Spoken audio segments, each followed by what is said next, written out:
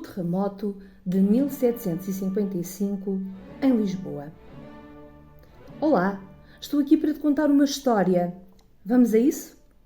Corria o ano de 1755, quando algo aconteceu que veio mudar a vida de quem vivia na zona de Lisboa e poderá dizer-se até de Portugal. Mas antes de contar-te o que aconteceu naquele dia, deixa-me dizer-te que Lisboa, nesta altura, era a quarta maior cidade da Europa. Surpreendente, não é? No entanto, nem por isso era muito moderna. As suas ruas e bairros eram de características medievais complexas. Os bairros cresciam desordenadamente em redor das igrejas, à exceção dos bairros modernos do Bairro Alto. Existiam duas grandes praças, a do Rossio e o Terreiro do Paço, e a rua mais elegante de Lisboa era a Rua Nova dos Ferros, que se situava na parte oriental da Rua Nova dos Mercadores, por trás do Terreiro do Paço. Estas duas ruas estavam separadas por uma cerca de ferro, daí o nome de Rua Nova dos Ferros. Para lá desta cerca é que os comerciantes e mercadores faziam os seus negócios.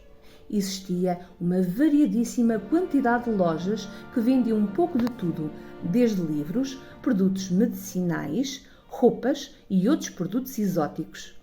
Por existir tantos mercadores e tantas pessoas a trabalhar por lá, este foi um dos lugares onde existiram mais vítimas neste dia.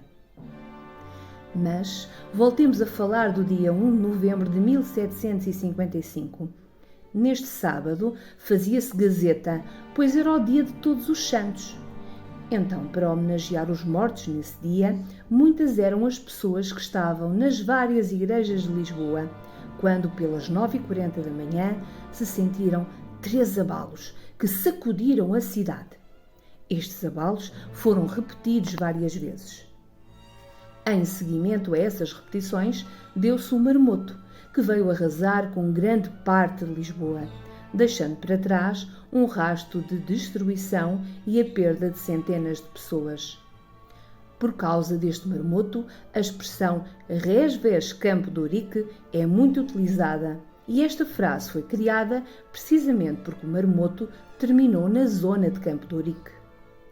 Para além de todos estes acontecimentos já de si trágicos, durante 5 ou 6 dias, Lisboa deparou-se com vários incêndios. Este começou a norte do Rossio e foi-se alastrando por causa do vento que se fazia sentir, acabando por se tornar em vários incêndios, nas igrejas, por causa das velas acesas nesse dia, mas também na casa das pessoas, o que fez com que as chaminés caíssem. Estes incêndios demoraram cerca de 1 semana até serem extintos e acabaram por ser uma das grandes causas de destruição na cidade. Muitos foram os edifícios que caíram após todos estes acontecimentos. Alguns deles foram o Convento do Carmo, do qual sobrou apenas as paredes e algumas ruínas, a Biblioteca Real, o Teatro Real, o Paço da Ribeira e o Hospital de Todos os Santos, localizado no Rossio. Outros edifícios ficaram com grandes estragos, mas mantiveram-se de pé, como a Igreja da Luz em Carnide, a Igreja de São Roque e o Aqueduto das Águas Livres. Muito havia para fazer após estes acontecimentos. Lisboa tinha de ser reconstruída após cuidar dos vivos e enterrar os mortos.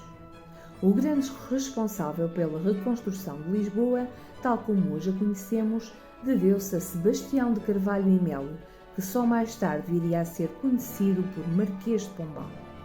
Lisboa, como era antes do terremoto, deu lugar a uma cidade de ruas largas e mais simétricas. A famosa frase que tanto se ouvia de "água vai!"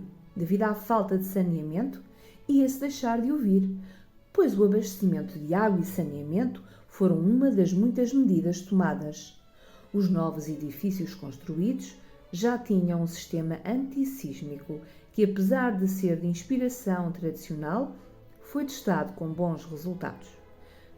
Depois destas e outras medidas serem postas em prática, nascia uma nova Lisboa, nascia a chamada Baixa Pombalina, com tantos pontos de interesse culturais e museológicos que tantos turistas e portugueses querem ver. Esta é a nossa Lisboa, que emana uma luz muito própria e que tão bela é. Tantos que falavam da sua grandiosidade e beleza, e tal como dizia o poeta: se uma gaivota viesse trazer-me o céu de Lisboa, no desenho que fizesse, nesse céu onde o olhar é uma asa que não voa, esmorece e cai no mar. Que perfeito coração no meu peito bateria, meu amor na tua mão, nessa mão onde cabia, perfeito o meu coração. Se um português marinheiro dos 7 mares andarilho fosse quem sabe o primeiro a contar-me o que inventasse, se um olhar de novo brilho no meu olhar se enlaçasse, que perfeito coração no meu peito bateria, meu amor na tua mão, nessa mão onde cabia, perfeito o meu coração. Alexandre O'Neill.